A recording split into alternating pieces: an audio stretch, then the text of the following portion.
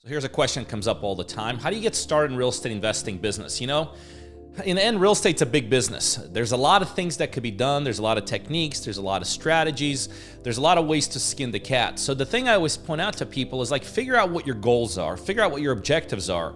Like for instance, one of the big things real estate has is it has short-term plays and it has long-term plays.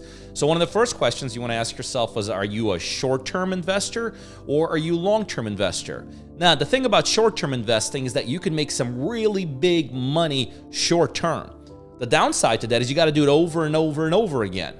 Now, on the other side, there's long-term money, like literally lifetime generational kind of money, but that money tends to come in smaller increments, like in monthly smaller increments. So that's one of the things you want to figure out. Are you trying to build up a stockpile of cash, or are you looking to more or less just create long-term wealth and grow that way? The other thing you want to ask yourself is time allotment. Like, are you a full-time jumping in?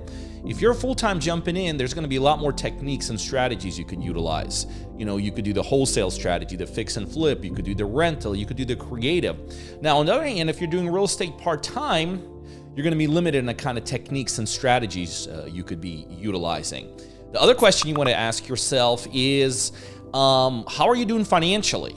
Like, the good thing about real estate is that you could actually start with very little, if any money, if you know a couple very key techniques, like the wholesaling techniques and things like that, or maybe creative strategies. On the other hand, if you're loaded with cash and you're loaded with money and you're very financeable, that gives you a lot more opportunities. The more money you have, the more options you have. You have to figure out geographically, are you looking to invest locally, which by the way I recommend, or are you looking to invest maybe regionally? That's something else that you want to consider when you're starting out. But the biggest advice I can give to someone that gets started out is get connected to someone that's successful. The thing about real estate, this is not a business where you want to learn off the hip. This is not a business where you just want to learn by trial and error. I don't care how much money you have or don't have, what you know or don't know. In the beginning stages, one mistake could literally get you knocked out. So get connected to someone successful in this business.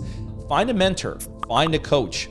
I promise you, and ask me how I know this, you rather learn on their dime than on your dime. But it's definitely an incredible business to get into and be a part of.